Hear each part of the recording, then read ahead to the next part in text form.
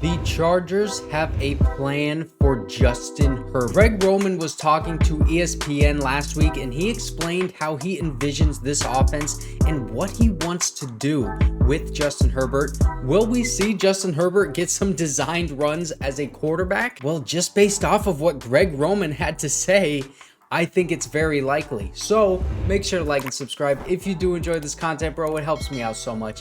And now let's start off with this quote right here. Right now, everybody's got a blank slate of who we can be or what we can do.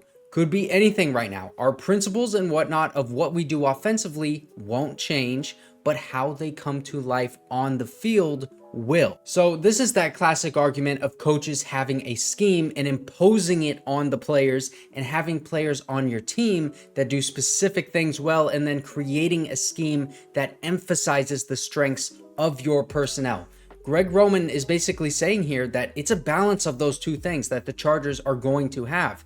And I think that, that's the best way to go about things. Yes, Greg Roman's scheme and priority on offense is to run the football. That's what he is talking about when he says that the principles of what they do offensively, it's not going to change no matter who is on the field. The main priority is to have a dominant rushing attack. And if you have been keeping up to date with my videos and with the Chargers, then you would know that, because that fact has been shoved down our throat, just like Greg Roman wants to run the ball down the defense's throat. But the second part of this quote, how those principles come to life on the field, will change and be dependent on the personnel that is out there. This is great to hear from a coach like Greg Roman, who was criticized for his play calling at times with the Ravens and then even with the 49ers when he was last with Jim Harbaugh, because this tells me that this past year when he took the time off, he said he wanted to learn and he wanted to expand his playbook and his creativity. He said that was a big thing about him, is he's a very creative play caller and play designer. He did learn that you have to adapt to your players and their strengths. I mean, Austin Ekeler, he's likely going to be leaving in free agency. Adam Schefter had a report about that just this morning. And by the way, I hope he signs a $7 million contract for 2 to 3 years with some team that give him to the Jags or something, because then we would get that compensatory pick, either a third or a fourth rounder, depending on how much money he gets. But either way, Greg Roman doesn't even know who is going to be running the ball in this offense yet. If you can't run the ball because you don't have a bruiser style running back that can go between the tackles, then you do some outside zone runs. If you can't get that going because your tackles can't hold the edge as well, then you put a tight end on the line, get that tackle some help, and then maybe even bring a fullback on the field to lead the running back through the gap that you're trying to create. I mean, if the Chargers just can't run the ball because they're being dominated in the trenches, which we should expect to see a lot less of this year and really going forward with Jim Harbaugh, then you add motions and end arounds and screen passes and quick passes to running backs in the flat to try and keep the defense honest, get defenders out of the box, man, and spread them out in the passing game even. I mean, with a quarterback like Justin Herbert, it opens up your entire playbook because he can make every single throw at any spot on the football field. And Justin Herbert, by the way, he has had the lowest turnover-worthy play rate over these past 2 seasons. So when you have a quarterback that can take care of the ball and manage the game the way that he can, it expands what you can do as an offense. I mean, just think of how that Greg Roman 49ers offense looked with Jim Harbaugh when they had Alex Smith. You have Justin Herbert playing that role of Alex Smith. Listen, Justin Herbert is not a game manager. I'm not saying that Alex Smith and Justin Herbert are on the same level talent-wise or even production-wise, because they definitely are not. Justin Herbert is a tier, an echelon above that. But you just have Justin Herbert not having to do too much, not having to be Superman like we see Josh Allen having to be that Superman quarterback for the Bills. It leads to problems. It leads to turnovers. You have a quarterback like Justin Herbert that takes care of the football. You don't ask him to do too much. You have him with a great rushing attack. I mean, Greg Roman even said, can you imagine Justin Herbert with a dominant rushing attack? I mean, you have an amazing quarterback like Justin Herbert, and all you do is ask him to manage the game. And then on top of that, you add all of the talent that he has and all of the throws that he can make. So when you need to make them, he can just do it.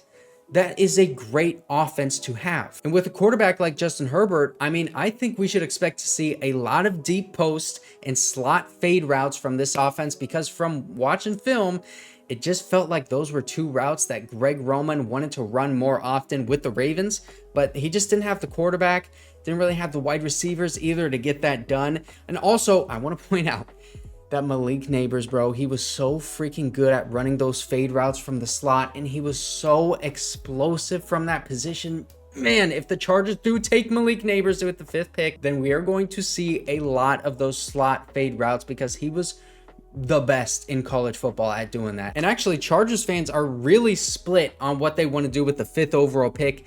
A lot of people in my comments are saying, hey, we need to improve the trenches, which we do. We absolutely do.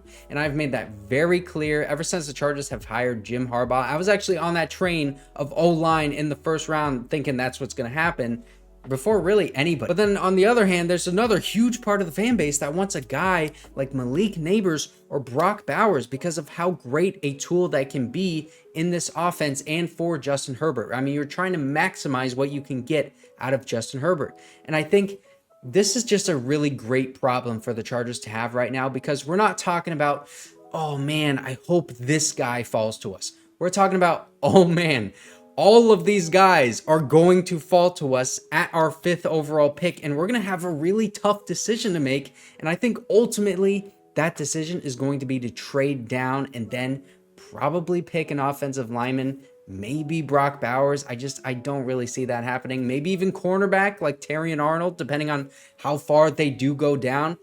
But Brock Bowers, my point still stands. He would be awesome in this offense. But Greg Roman, he is going to have a very different looking offense than what we're used to seeing from him, because he has never had a quarterback of Justin Herbert's caliber before, because he's used to mobile quarterbacks recently like Lamar Jackson and Colin Kaepernick, Tyrod Taylor when he was with the Bills.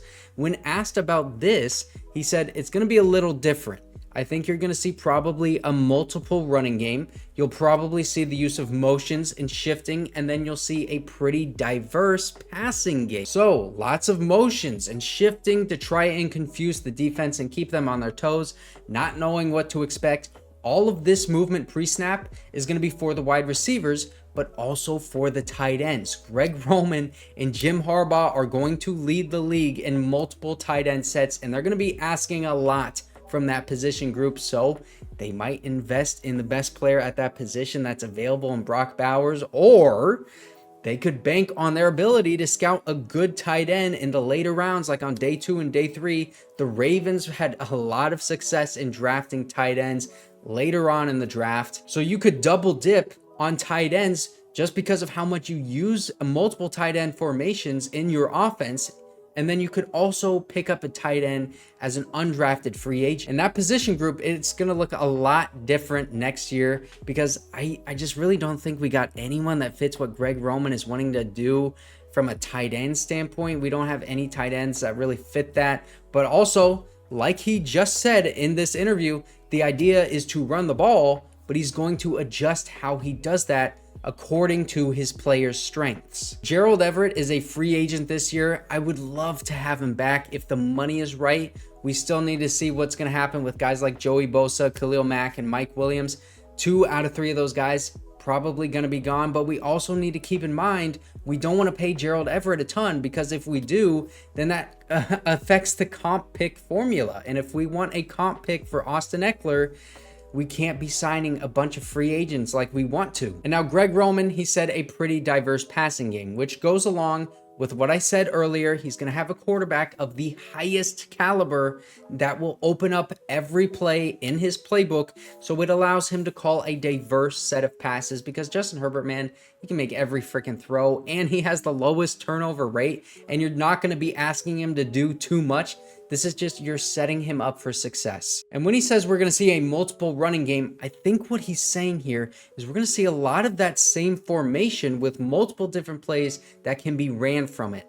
The biggest thing for Greg Roman is his diverse running game, his creativity in the running game. He has always been willing to like throw a defensive lineman out there at fullback or an extra offensive lineman or even 2 or 3 out there, and then even throw to those extra offensive linemen in short yardage situations. I mean, you just really never know what Greg Roman is going to call. Even if like say you know it's going to be a run, you don't know where the run is going to go and you don't know who is going to be running the ball. And it's going to be really interesting, especially when you have a quarterback that can run the ball the way that Justin Herbert can absolutely run the ball. Don't forget. And now I want to share with you the most interesting quote that he had. We'll give it to anybody that can gain yards. And then will Justin Herbert run the ball? It'll probably be more as a scrambler. Will we have some of that other stuff in our back pocket? Remains to be seen. So, of course, he's going to be a little bit vague here when talking about what his plays are going to be, how he's going to draw up those plays for the quarterback. But obviously, Justin Herbert, you don't want him to get injured. You're not going to call him to run the ball the same way that Lamar Jackson was running the ball with the Ravens.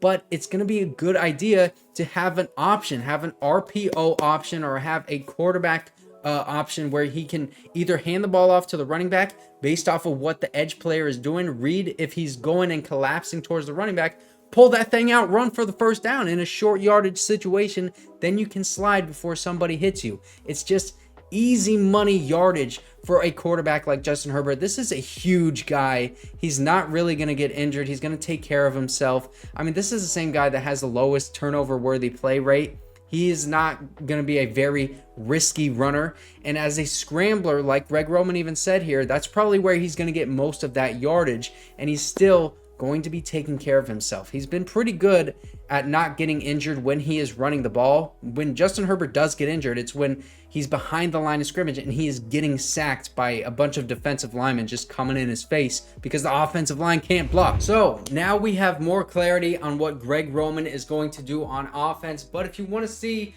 this entire coaching staff and why I love it so much, check this out. A lot of former players on this staff.